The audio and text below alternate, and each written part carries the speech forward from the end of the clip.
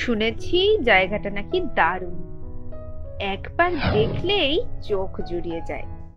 আমি চিৎকার করে বলতে চাইলাম, বিজন কাকু, এখানে কি হচ্ছে? এরা কারা? আপনি এত সহজভাবে সবকিছু মেনে নিচ্ছেন কিভাবে?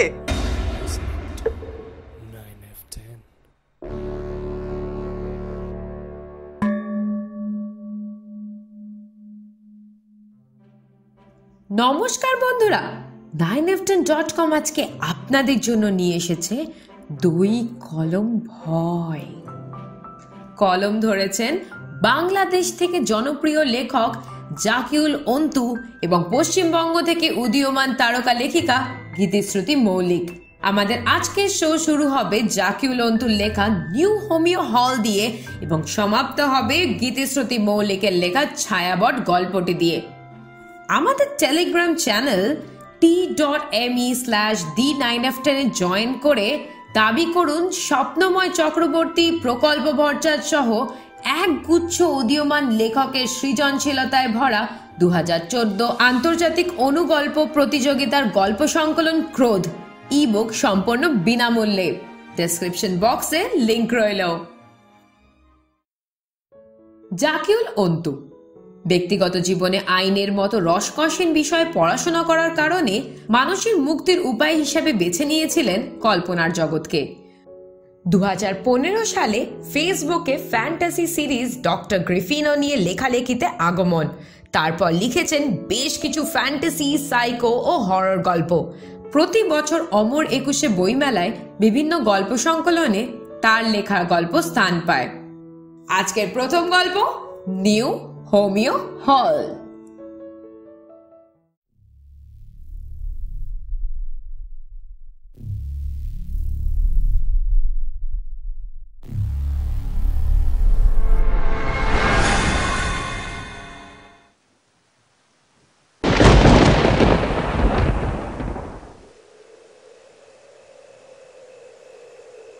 এই ঝড়ের রাতে এভাবে একা একটা হোমিও ওষুধের দোকানে আটকে পড়ে যাব তা ভাবিনি।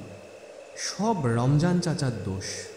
নইলে এত রাতে বৃষ্টির রিমঝিম শব্দে কোথায় আমার ঘরের খাটে শুয়ে আরামে কাঁথা মুড়ি দিয়ে ঘুমাবার কথা, সেখানে আমি কিনা পড়ে আছি এই হোমিও হলে। তাও যদি দোকানে কোনো লোক থাকতো। প্রতিদিন নিয়ম করে সকাল সন্ধে যে ডাক্তারটা বসে, অর্থাৎ ডাক্তার বিজন কুমার পাল, সে পর্যন্ত নেই। সে দোকানের মালিক নিজেও নেই, আবার দোকানের কর্মচারীটাও হাওয়া।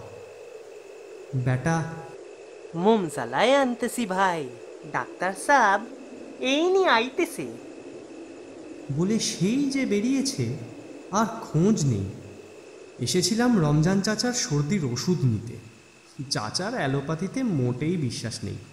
তার ধারণা অ্যালোপ্যাথি রোগ সারায় ঠিকই, কিন্তু একটা সারিয়ে অন্যটাকে ঘাড় ধরে ডেকে আনে। তারপর সে নতুন রোগ তাড়াতে আবার অ্যালোপ্যাথি নিতে হয়। সে ওষুধ ডেকে আনে অন্য অসুখকে। এভাবে নাকি চলতেই থাকে।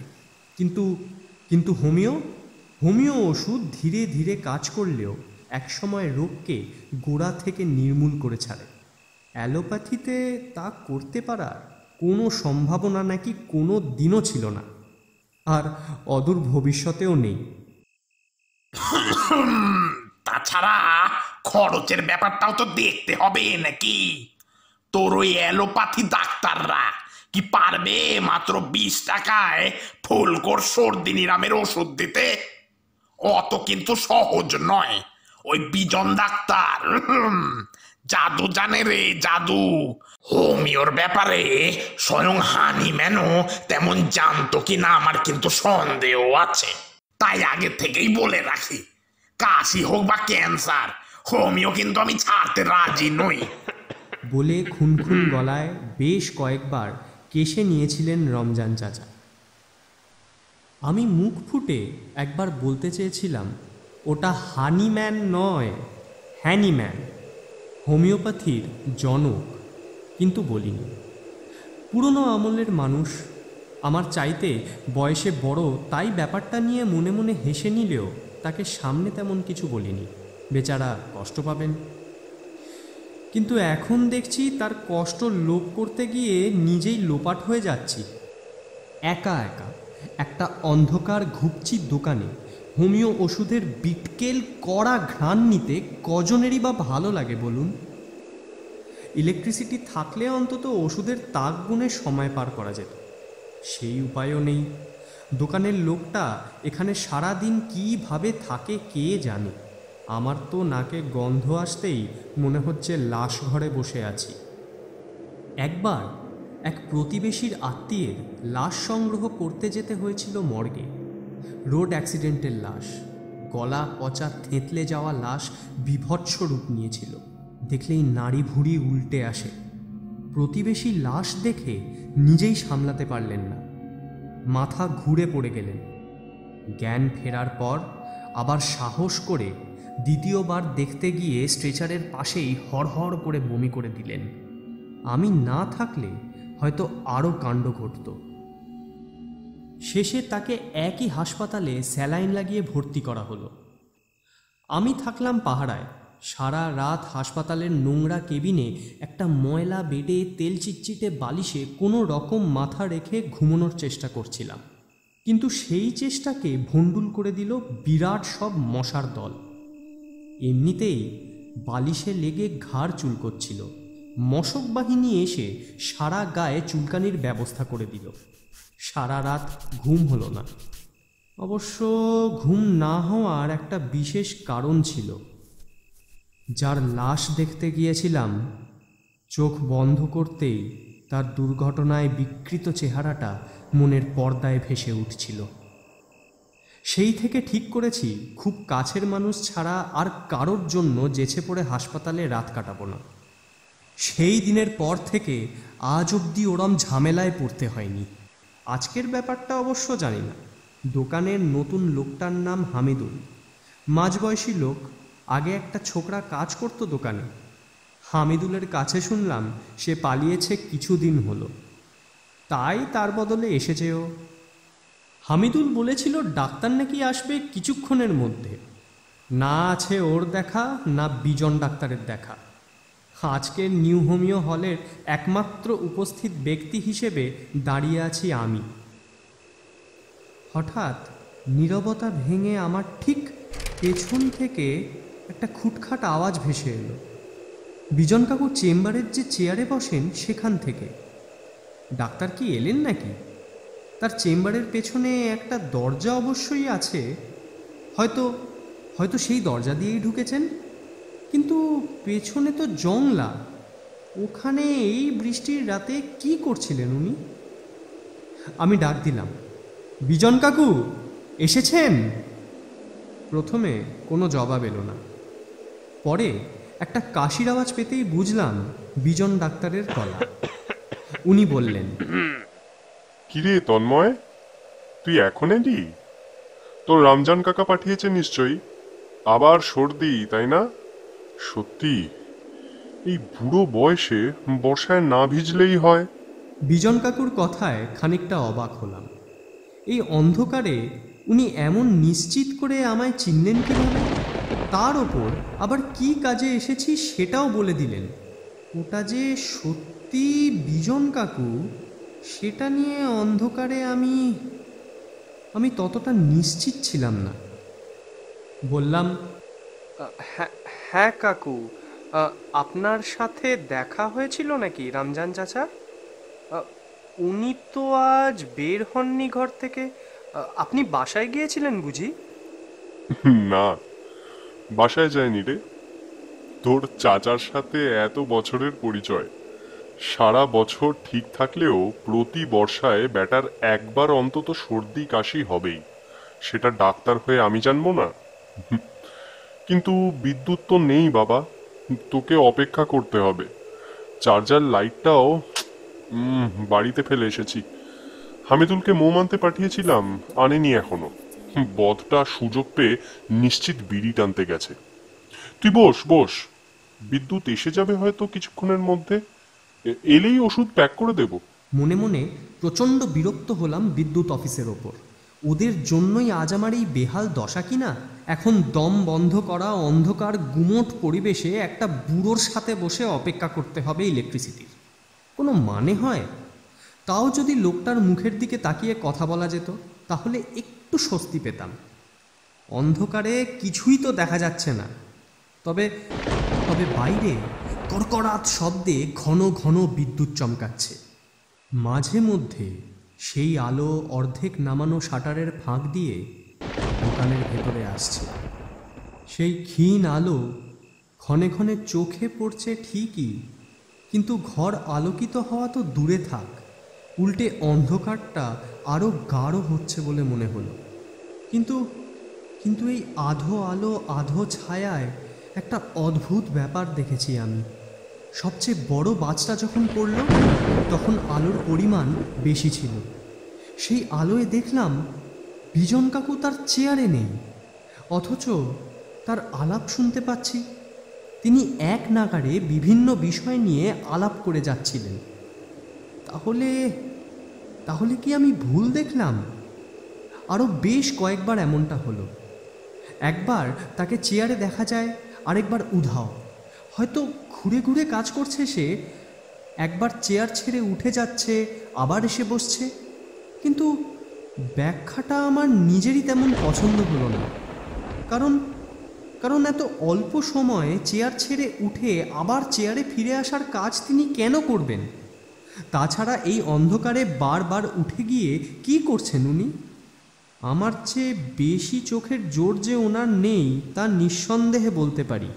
ওনার নাকের ডগায় বসানো ভারী চশমাটা সেটাই বলে। অবশ্য এমনও হতে পারে যে এতক্ষণ অন্ধকারে কাটিয়েছি, পরিবেশটাও প্রকৃতির নিয়মে আপনা থেকেই ভুতুড়ে হয়ে গেছে, তাই ওই দৃশ্যটা দেখেছি। এমন আহামরি কিছু তো নয়। তবে তবে একটা অস্বস্তি বোধ করছিলাম শুরু থেকে। বিজন কাকুর কণ্ঠটা কেমন কেমন কেমন অস্বাভাবিক শোনাচ্ছে। নিস্পৃহ একটা কণ্ঠস্বর, যেন ঠিক আমার সাথে কথা বলতে চাইছেন না, কিন্তু তাকে জোর করা হচ্ছে। এই মুহূর্তে আমি যেমন বাসায় গেলে বাঁচি, উনি তেমন চেম্বার বন্ধ করে বাড়ি গেলে বাঁচেন। এত সময় পার হয়ে গেল, অথচ ইলেকট্রিসিটি বা হামিদুল কারোর পাত্তা নেই। আমার ঘুম ধরে গেছে। হাই তুলেছি বার কয়েক, আর কাকুর প্রশ্নের জবাব দিয়ে যাচ্ছি। গ্রামে বাবা মা কেমন আছেন, পড়াশোনা কেমন চলছে, রমজান চাচার বাসায় থাকতে কোনো সমস্যা হচ্ছে না তো, ইত্যাদি বিষয় নিয়ে ঘুরিয়ে পেঁচিয়ে প্রশ্নোত্তর চলছিল। এমন সময় একটা জোরালো শব্দে চটকা হয়। কেউ সজোরে চিৎকার করে উঠেছে। শব্দটা আসছে ঠিক বিজন কাকুর চেম্বারের পেছনের দিক থেকে। পেছনের দরজার ওপারের জংলায় একটা হুটোপুটির শব্দও যেন শুনলাম। এত রাতে ওদিকে কারা গিয়েছে? এমন নোংরা জায়গায় সাপখোপের আড্ডায় এই অন্ধকার রাতে কারা কথা বলছে? কিন্তু আমি যতটা বিচলিত হচ্ছি তেমন চিন্তা কাকুর কথায় দেখা গেল না। তিনি আগের মতোই কথা বলে যাচ্ছেন, যেন কিছুই শুনতে পাননি, কিছুই ঘটেনি। আমি উত্তেজিত গলায় বললাম, কাকা কাকা শুনছেন? ওপারে কারা যেন কথাবার্তা বলছে। এই এই এই ঝড় জলের রাতে কেউ বিপদে পড়ল না তো? কাকা আমায় অবাক করে দিয়ে বললেন, কোথায়? তুই ভুল শুনেছিস তন্ময়, সম্ভবত কুকুর বেড়াল হবে। তুই বরং এক কাজ কর, আজ না হয় বাড়ি চলে যা, বুঝলি? এই বৃষ্টি আর থামবে না রাতে। কথাটা শেষ করার আগেই আরেকবার শুনলাম একজনের আর্তনাদ, এবার আগেরটার চাইতে বেশি স্পষ্ট। না, আমার কান আমায় ধোঁকা দেয়নি। সত্যি কিছু একটা ঘটছে দরজার ওপারে। এই ঝড়ের রাতের সুযোগে কেউ কোনো অসহায় মানুষকে মেরে ফেলার চেষ্টা করছে না তো? জংলার ওদিকটায় এমনিতেই কেউ আসে না। হয়তো ভুলিয়ে ভালিয়ে শত্রুকে ডেকে নিয়ে এসে তার সর্বনাশ করছে কেউ।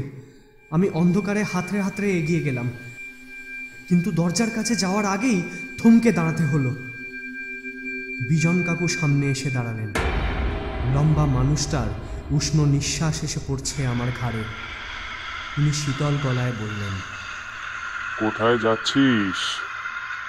বললাম তো ওদিকে কেউ নেই। কেউ নেই ওদিকে? কেমন যেন একটা আমতা আমতা ভাব তার কথায়, যেন জেনে শুনেই কিছু লুকাচ্ছেন। এই মাত্র যে আর্তনাদের শব্দ আমি শুনেছি সেটা বিজন কাকুর কানে যায়নি, সেটা আমি বিশ্বাস করি না। ভয়ানক কোনো ষড়যন্ত্রের পাল্লায় পড়লাম না তো? আমি আবার এগোলাম। এবার একটা সরু কাঠির মতো লিকলিকে হাত আমার একটা হাত শক্ত করে চেপে ধরল। সেই হাতে প্রবল জোর। কাকুর সেই হাতের 5টা আঙুল যেন ধীরে ধীরে আমার হাতের মাংস ভেদ করে ঢুকে যাচ্ছে। আস্তে আস্তে হাড়ে গিয়ে ঠেকছে, কষ্ট হচ্ছে খুব। আরেকটা ব্যাপার বুঝতে পারতেই আতঙ্কে হিম হয়ে গেলাম। আমার হাত থেকে উষ্ণ একটা তরলের স্রোত নেমে যাচ্ছে নিচে, ভিজিয়ে দিচ্ছে কবজি। ওটা কি রক্ত? যন্ত্রণায় কোকিয়ে উঠলাম। লোকটার আঙুল যেন ঠিক আঙুল নয়, ছুরির ফলা। নইলে আমার কবজি থেকে রক্ত ছুটবে কেন? নাকি সত্যি ছুরি দিয়ে আঘাত করেছে আমাকে? অন্ধকারের রক্তক্ষরণের ব্যাপারটা বুঝতে পেরে আমার মাথাটা পাগলের মতো হয়ে যাচ্ছে। কি চাইছে লোকটা? আমাকে বাইরে যেতে দেবে না, কিন্তু কেন? কোনো অসামাজিক কাজ হয় না তো এই দরজার ওপারে? নিউ হোমিও হলকে কেন্দ্র করে কোনো অপরাধমূলক কাজ চলছে না তো? এই জন্যেই কি বিজন কাকু আমায় এই দুর্যোগের রাতে বাড়ি ফিরে যেতে বলছেন? দরজার ওপারে কি ঘটছে জানতে দিতে চাইছেন না? আবার আর্তনাদের শব্দ এলো দরজার ওপার থেকে, তার সাথে ফুঁপিয়ে কান্নার আওয়াজ। কেউ ফোঁপাতে ফোঁপাতে কাকুতি মিনতি করে বলছে, আমায় ছেড়ে দিন, প্রাণ ভিক্ষা দিন, আমাদের ভুল হয়ে গেছে, প্লিজ, বলে আবার তারস্বরে চেঁচিয়ে উঠল। আমি আর নিজেকে আটকে রাখতে পারলাম না। দরজার ওপারে কি ঘটছে তা দেখার কৌতূহল আমাকে পেয়ে বসেছে। ওপাশে বিপদের সম্ভাবনা থাকলেও যাব আমি। আমার উপস্থিতিতে কারোর ক্ষতি হয়ে যেতে দেওয়ার মতো লোক আমি নই। এক ঝটকায় রক্তমাখা হাতটা ছাড়িয়ে নিলাম, দাঁতে দাঁত চেপে সদ্য পাওয়া ব্যথাটা সহ্য করলাম।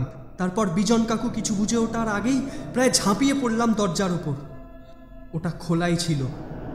আমার ধাক্কায় খুলে যেতেই আমি টাল সামলাতে না পেরে হুড়মুড় করে ছিটকে পড়লাম দরজার ঠিক বাইরে।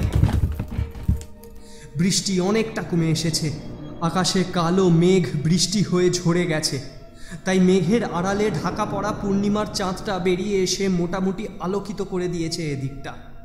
আর সেই চাঁদের আবছা আলোয় স্পষ্ট দেখলাম একটা অনাকাঙ্ক্ষিত দৃশ্য। চাঁদের আলো এই দৃশ্য দেখার জন্য পর্যাপ্ত ছিল না, কিন্তু তবুও আমার দেখতে বিন্দু মাত্র অসুবিধা হচ্ছে না। যেন কোনো অদৃশ্য সত্তা ইচ্ছে করেই আমাকে দেখাতে চাইছে সব। মেরুদণ্ড বেয়ে ভয়ের শীতলতা প্রতিটি কেশরুকা বেয়ে বেয়ে ধীরে ধীরে নিচে নেমে যাচ্ছে। ভাঙা চাঁদের মরা আলোয় দেখলাম দরজার কাছেই ধপধপে সাদা এপ্রন পরা একটা লোক দাঁড়িয়ে, তার মাথায় একটা কাপড় জড়ানো। তার এপ্রনের বুকের কাছে বেশ খানিকটা অংশ কালো কোনো তরলে ভেসে যাচ্ছে। তার গলায় একটা কিছু ঝোলানো, যার শেষ প্রান্ত লোকটা ডান হাতে ধরে আছে। ঠিক মতো খেয়াল করে বুঝলাম ওটা একটা স্টেথোস্কোপ। লোকটা কি ডাক্তার না ছদ্মবেশ নিয়েছে? তার পায়ের ঠিক নিচেই একটা ছেলে অসহ্য যন্ত্রণায় কাতরাচ্ছে। আমি কিছুক্ষণ আগে এরই আর্তনাদ শুনেছি। আর ভয়ের কারণটা ওখানেই, কারণ ওই ছেলেটার একটা হাত হয়তো এক্ষুনি কেটে ফেলা হয়েছে। সেখান থেকে ফিনকি দিয়ে কালো তরল মাটিতে পড়ছে। ওটা আর কিছুই না, তাজা রক্ত। তার মানে ঠিক এই মাত্র কোনো ধারালো অস্ত্র দিয়ে নৃশংসভাবে ছেলেটার হাত কেটে ফেলেছে এপ্রন পরা লোকটা। কিন্তু কোন অস্ত্র তা বুঝতে পারছি না। তবে সেটা যে একটা মানুষের দেহ থেকে গোটা হাতটাকে ছিঁড়ে আলাদা করে দেবার ক্ষমতা রাখে তা সহজেই বুঝতে পারছি। তার দেহে জড়ানো এপ্রনের ওপর যে রক্তের দাগ দেখা যাচ্ছে চাঁদের আলোয়, সেটাকেই কালো তরল বলে ভুল করেছি। কি দোষ করেছে এই ছেলেটা জানি না। ছেলেটার মুখ দেখে পরিচিত বলেও মনে হচ্ছে না। এলাকায় কোনো দিন দেখিনি আগে। তাকে এই জংলার কাছে এনে এমন অত্যাচার করার কোনো কারণ আমি জানি না। পেছনে তাকিয়ে দেখি বিজন কাকু নির্বিকারভাবে দাঁড়িয়ে আছে, যেন এমন ভয়ানক দৃশ্য দেখে সে অভ্যস্ত। আমি চিৎকার করে বলতে চাইলাম, বিজন কাকু, এখানে কি হচ্ছে? কি হচ্ছে এটা? এরা কারা? আপনি এত সহজভাবে সবকিছু মেনে নিচ্ছেন কিভাবে? কিন্তু কিন্তু আমার গলা শুকিয়ে কাঠ হয়ে আছে। তীব্র খরায় মাঠের যেমন অবস্থা হয় ঠিক তেমন। তাই আর্তনাদটা গলার কাছে এসে গুটলি পাকিয়ে বসে আছে। মুখ ফুটে বের হওয়ার মতন শক্তি নেই তার। আমি যেন ক্ষণিকের জন্য বোবা হয়ে গেছি। এপ্রাণ পড়া লোকটা এবার খুব ধীর পায়ে আমার কাছে এলো, আর ঠিক সেই মুহূর্তে লোকটার মুখটা আমার কাছে পরিষ্কারভাবে ফুটে উঠল। দেখা মাত্র প্রচণ্ড ভয়ে আঁতকে উঠলাম। এ কি ভয়ঙ্কর চেহারা লোকটার! মুখে মাংসের আবরণটা নেই বললেই চলে, শুধু হাড় দেখা যাচ্ছে। চোখের গর্তে চোখ দুটো নেই, গর্ত দুটো অন্ধকার কালো হয়ে আছে। চোখের গর্তগুলো শূন্য, নাক নেই, অথচ সেই হাড়ের মুখমণ্ডলে নাকের ওপর একটা মোটা ফ্রেমের চশমা বসিয়ে রাখার ব্যর্থ চেষ্টা করছে লোকটা। ওটা কাত হয়ে ঝুলে ঝুলে পড়ছে বারবার। বের হয়ে থাকা দাঁতের চোয়াল কিছুক্ষণ পরপর নড়ে উঠছে। কিছু চিবোতে গেলে মানুষের চোয়াল ঠিক যেইভাবে নড়ে সেই রকম। লোকটা সত্যি কিছু চিবোচ্ছে। সেখান থেকে টপ টপ করে ফোঁটায় ফোঁটায় গড়িয়ে পড়ছে রক্ত।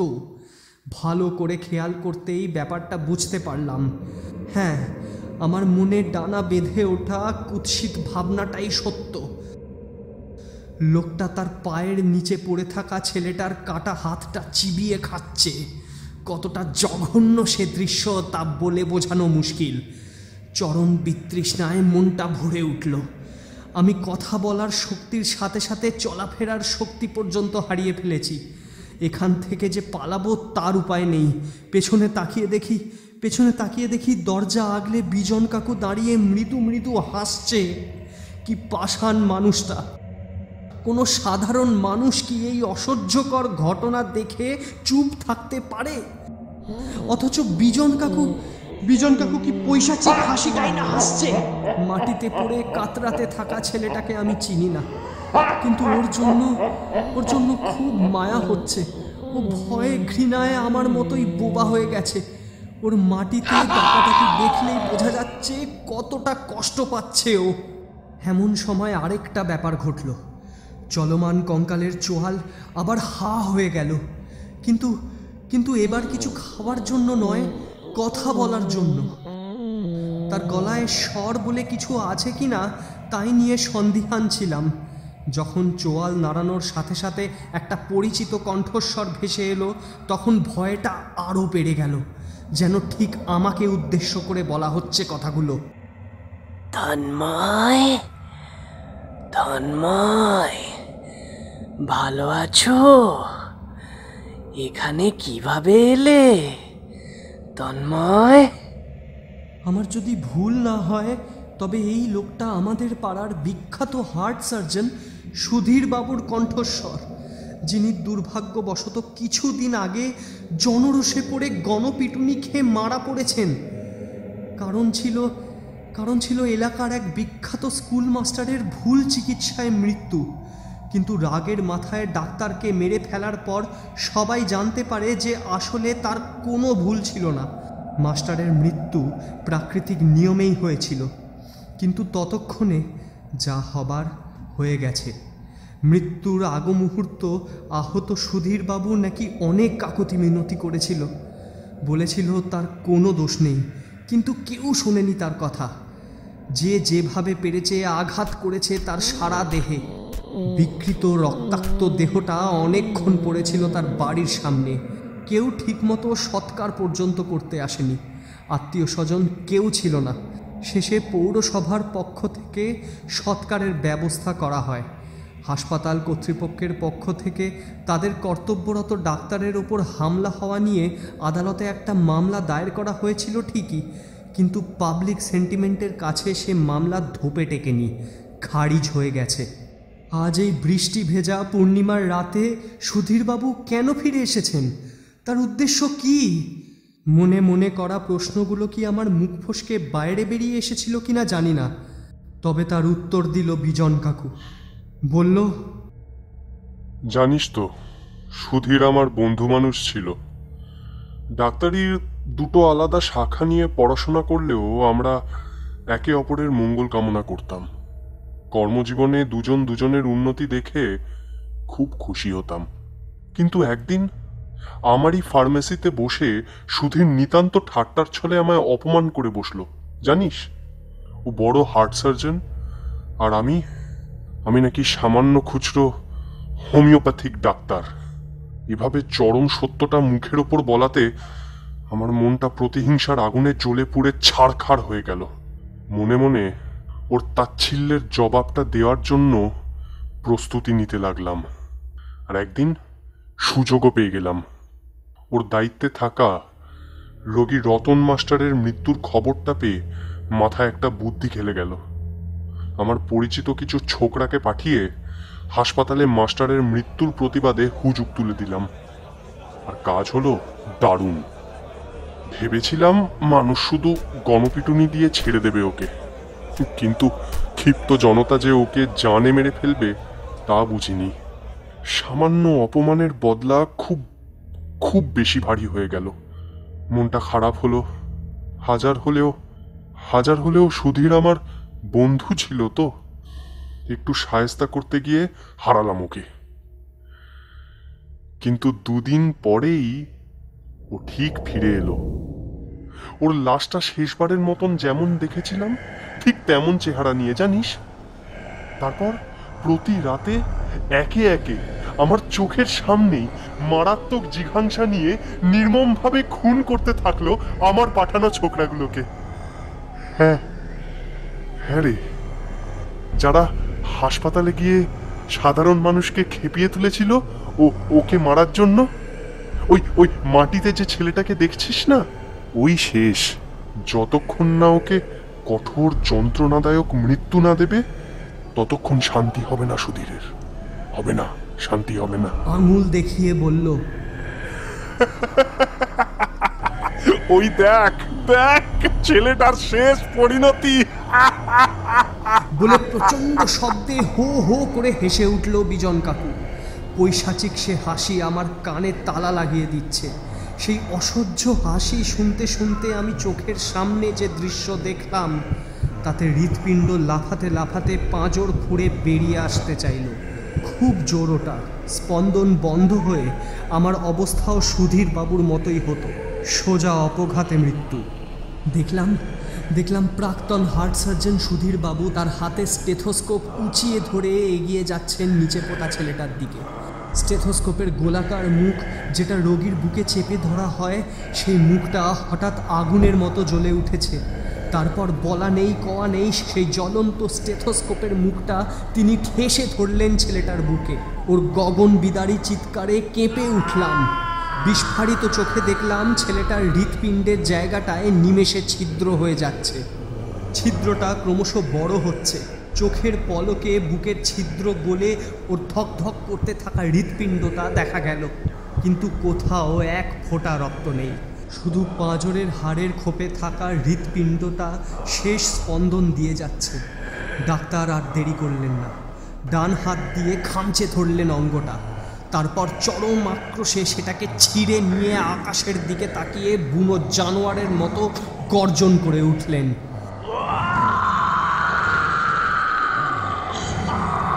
তারপর ধীরে ধীরে হাওয়ায় মিলিয়ে যেতে লাগলো তার দেহ। তার সাথে ছেলেটার লাশটাও গায়েব হয়ে গেল। সময়ের স্রোতে গায়েব হয়ে গেলেন বিখ্যাত হার্ট সার্জন সুধীর কর্মকার। তার প্রতিশোধের পালা বুঝি শেষ হলো। বিজন কাকু এমনটাই তো বুঝিয়েছিলেন।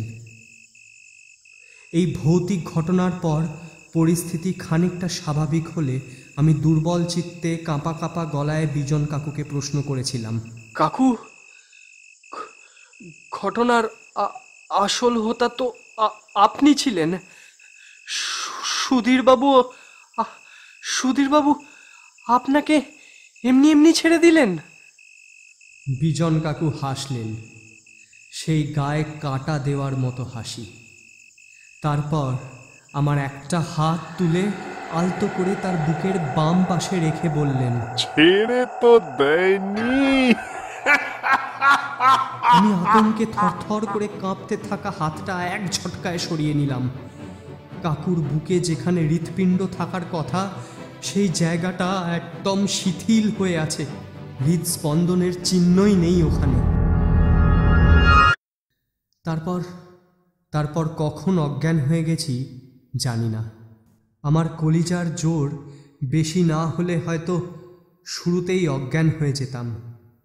জ্ঞান ফিরেছিল নিউ হোমিও হলের কর্মচারী হামিদুলের ডাকে। উঠে দেখি ছোটোখাটো ভিড় জমে গেছে ওখানে। না, আমার জন্য নয়। উঠে দাঁড়াতেই আসল ঘটনাটা জানা গেল। দোকানের মালিক এবং কর্তব্যরত ডাক্তার বিজনের লাশ পাওয়া গেছে চেম্বারের পেছনের জংলা থেকে। মৃত্যুর কারণ ভয়াবহ। কে যেন ভয়ানক ক্রোধ নিয়ে ছিঁড়ে নিয়ে গেছে বিজন ডাক্তারের হৃৎপিণ্ডটা। হৃৎপিণ্ডের জায়গায় সুনিপুণভাবে কাটা একটা গোল গর্ত, অথচ রক্তপাতের কোনো চিহ্ন নেই। এই ভিড়ের মধ্যে বেশিরভাগ মানুষ বিজন ডাক্তারের মৃত্যুর জন্য কোনো এক পাগলাটে আততায়ীকে দায়ী করছে, কিন্তু কেউই তার সন্ধান জানে না। শুধু আমি জানি ওর আসল পরিচয়। সেই চেহারা কোনো দিন ভোলার মতন নয়, কোনো দিনও না।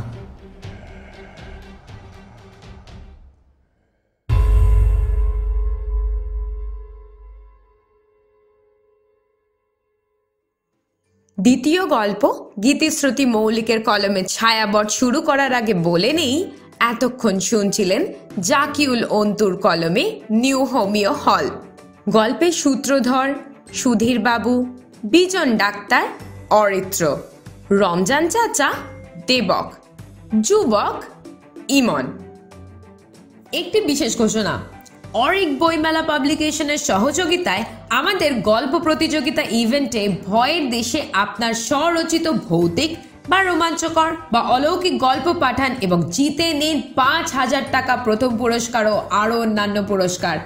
প্রত্যেক যোগদানকারীকে সার্টিফিকেট দেওয়া হবে এবং যাদের লেখা নির্বাচিত হবে তাদের লেখা নিয়ে একটি আন্তর্জাতিক প্রিন্টেড ও ইবুক পাবলিশ করা হবে।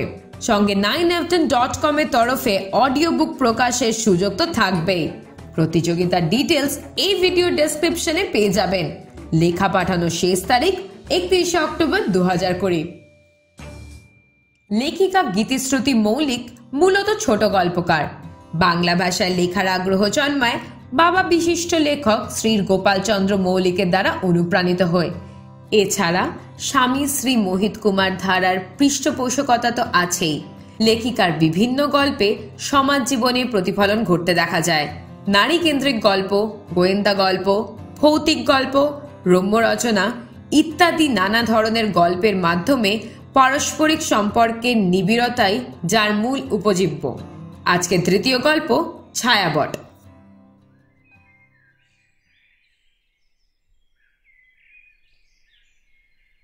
ফর্মাল শার্ট প্যান্ট, চোখে রিমলেস চশমা, বাঁ হাতে বড় ডায়ালের ঘড়ি, একটু কোঁকড়ানো চুল প্যাক ব্রাশ করা, পায়ে চামড়ার জুতো, বেশ লম্বা দোহারা চেহারা। বয়স প্রায় 40-এর কাছাকাছি। ঘরের ভেতরে একখানা হাতলওয়ালা চেয়ারে বসে আছে, সামনে লম্বা পা দুখানা খানিকটা দূর অব্দি ছড়ানো। বেশ বিরক্ত সৌগত। সকাল 7টা থেকে বসে আছে, আর কতক্ষণ ওয়েট করতে হবে কে জানে। কি যাকখানে এজেন্সির পাল্লায় পড়লাম। ওয়েটিং রুমে বসে বসে এইসবই ভাবছে। ধুর, খিদেও পাচ্ছে, সাথে কিছুই তেমন নেই। তাড়াহুড়ে আবার কিছু কেনাও হয়নি। দরজা ঠেলে বাইরে বেরিয়ে এলো সৌগত। করিডোরের একপাশে এসে দাঁড়ালো। সকালের ঠান্ডা হাওয়া চোখে মুখে এসে লাগছে ভালো, কিন্তু সৌগত তেমন কিছু ঠান্ডা বলে মনে হচ্ছে না। ওপাশে একটু দূরে সবুজ ঘেরা পাহাড়টা দেখা যাচ্ছে। একটা সিগারেট ধরালো, খানবই সুপটান দিয়েছে এমন সময় পেছনে একটা আওয়াজ হলো। ঘাড় ঘুরিয়ে দেখলো এক ভদ্রলোক ভেতরে ঢুকলেন। সিগারেটটা শেষ করে কিছুক্ষণ পর সৌগত ঢুকলো। ভদ্রলোক লম্বা বেঞ্চটার একপাশে বসে আছে। গায়ের রং একসময় বেশ ফর্সা ছিল বোঝা যায়, এখন জৌলুস হারিয়েছে। মাথায় ঝাঁকড়া চুল, মোটা একখানা গোঁফ কাঁচা পাকা রেখায় ভর্তি। গায়ে সাদা হাফ স্লিভ শার্ট আর প্যান্ট, কমফোর্ট শু। শরীরের যেটুকু অংশ বাইরে থেকে দেখা যাচ্ছে তাতে এটুকু বেশ বোঝা যাচ্ছে লোকটি বলিষ্ঠ। হাতে জিম করবেটের ট্রিটপস। একবার মুখ তুলে সৌগতের দিকে তাকালেন। দৃষ্টি বিনিময়ের পর সৌগত একটু দূরে চেয়ার টেনে বসল। কিছুক্ষণ চুপ করে থাকার পর সৌগত বলল, আপনিও কি পারিজাত এজেন্সি থেকে? ভদ্রলোক বললেন, হ্যাঁ আমিও। এবার সৌগত একটু সহজ হয়ে বলল, ও আচ্ছা, আমি তো আসলে ভোরের দিকে বেরিয়েছি, এই মোটামুটি 7টার মধ্যে এসেও গেছি। আরে এতক্ষণে তো গাড়িও চলে আসার কথা, কিন্তু কোথায়, কারোর তো কোনো পাত্তাই নেই। ভদ্রলোক হাতের বইটা বন্ধ করতে করতে বললেন, আমি ওই 6:30 নাগাদ। এত সকালে নাকি এই দিকটা কিছু পাওয়া যায় না, পেয়ারি বাজার থেকে তাই হেঁটেই এলাম। ওদিকটা আমার মামার বাড়ি। আর আপনার? সৌগত বলল, গলসি। ভদ্রলোক বললেন, ও মানে বর্ধমান। আমার মাসির বাড়ি ছিল ওদিকেই, সুখদল, চেনো নিশ্চয়ই। সঙ্গে সঙ্গে লজ্জিত হয়ে আবার বললেন, এই তুমি করে বললাম বলে কিছু মনে করলে না তো?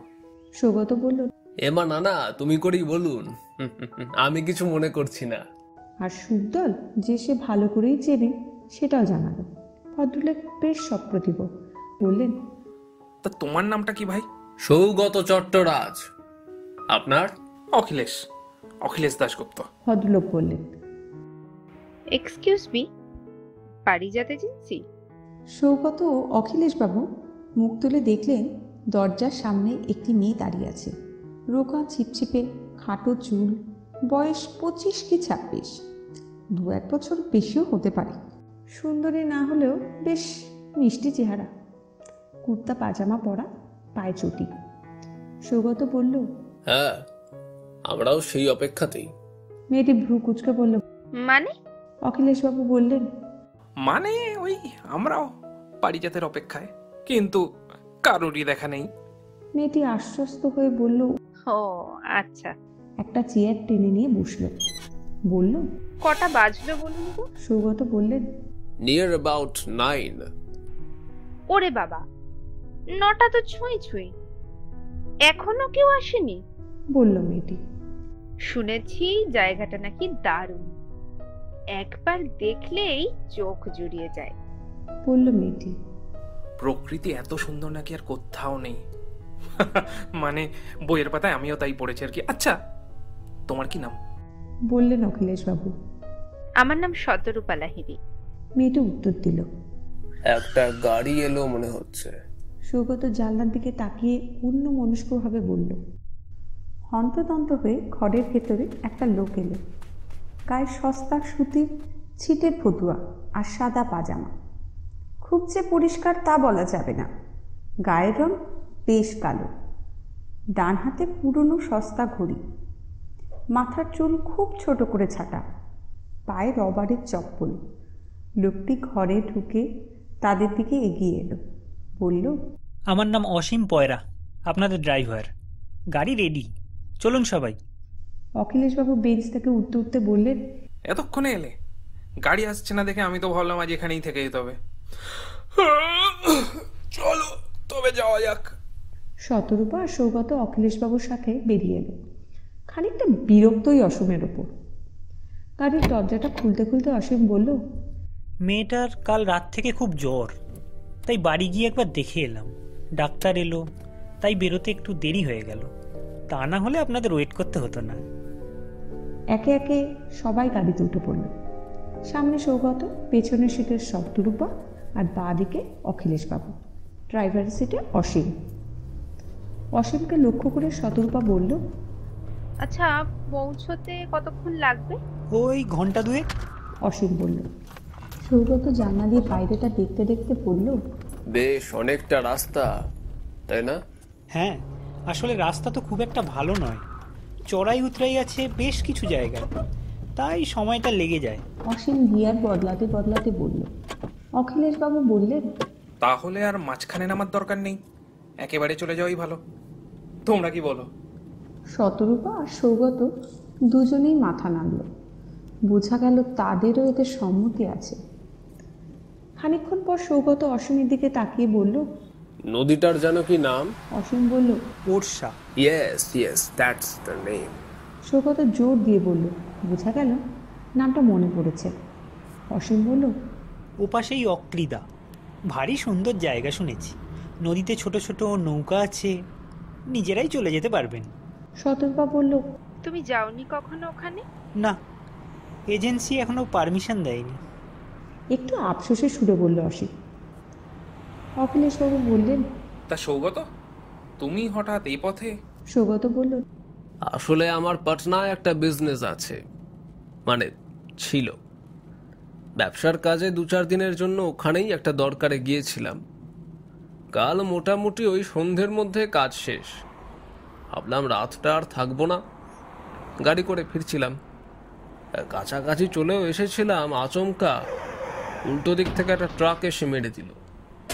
ব্যাস, স্পট ডেড। তারপর পুলিশ, অ্যাম্বুলেন্স, জনতার ভিড়, চলে এলাম।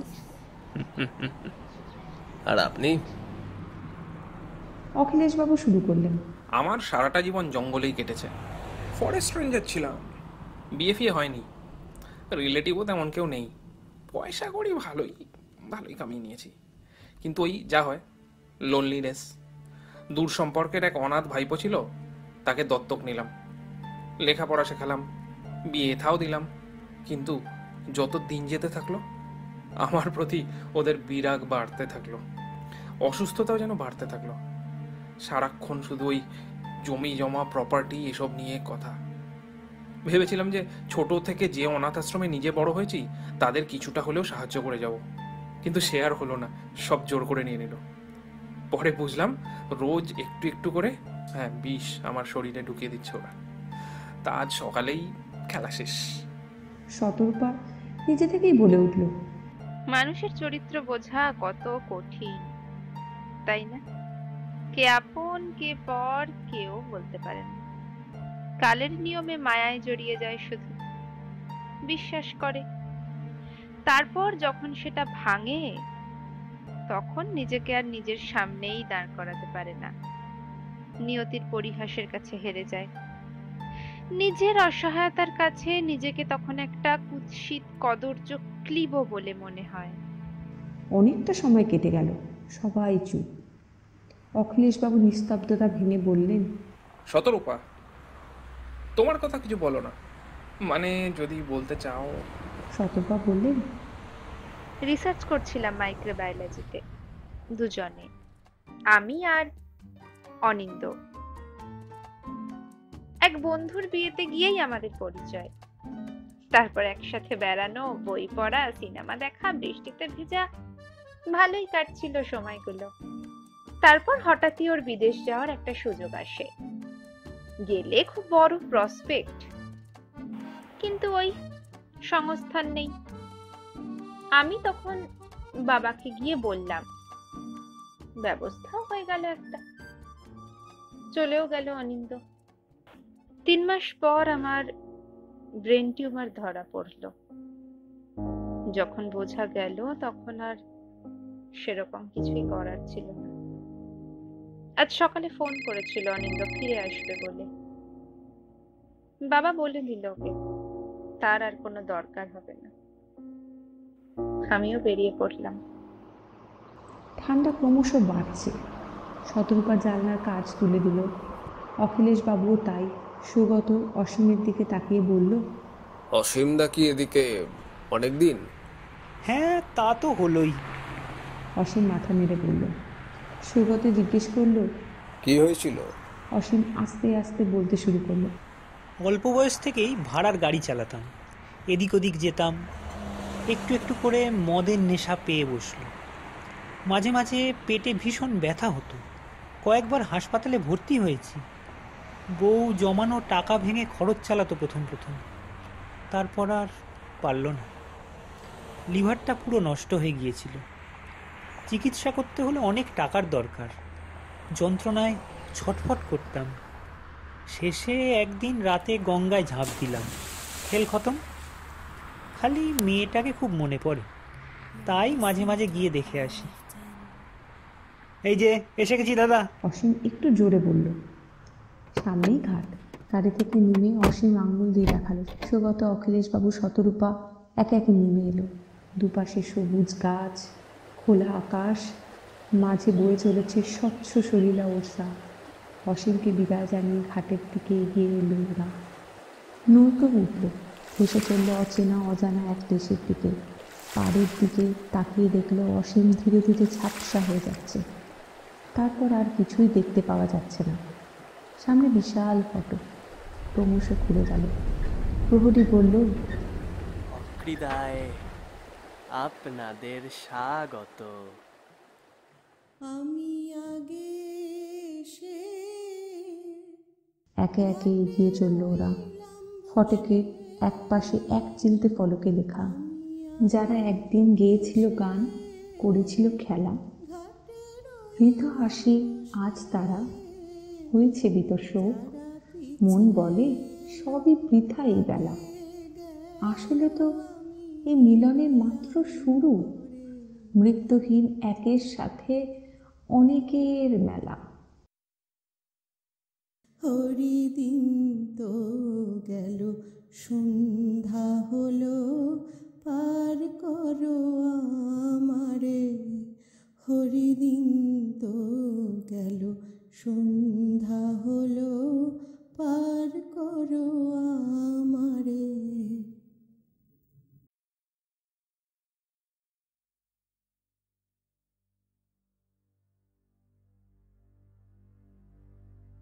এতক্ষণ শুনছিলেন গীতিশ্রুতি মৌলিকের ছায়াবৎ।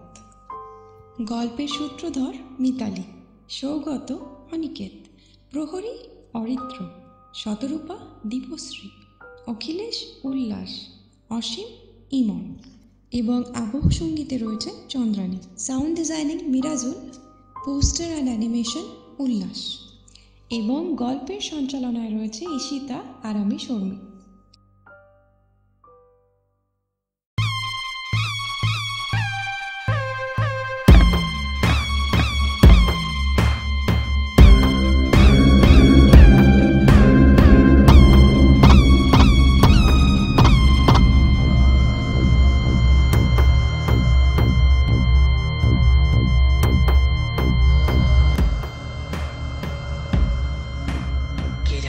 প্রচন্ড শক্তিতে তার গলাটা টিপে ধরেছে। দম আটকে আসছে সৌবলের। কোন রকমে নিজের গলা থেকে সেই কঠিন হাতের বাঁধন সে সরানোর চেষ্টা করছে, কিন্তু কিছুতেই পারছে না।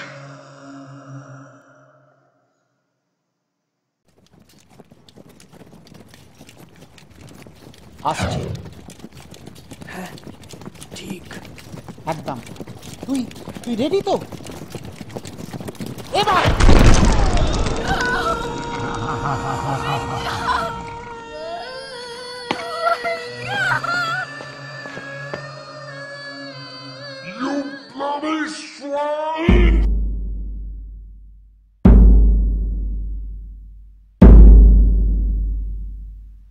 বাঁ চোখে শিকারির ছুরি অর্থাৎ হান্টিং নাইফটা একেবারে বাঁট পর্যন্ত ঢোকানো।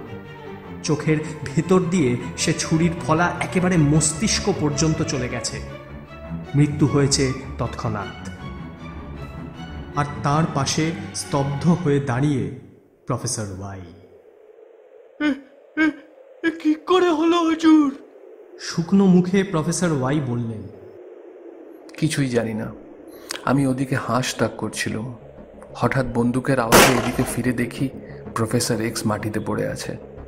এসে দেখি এই কাণ্ড।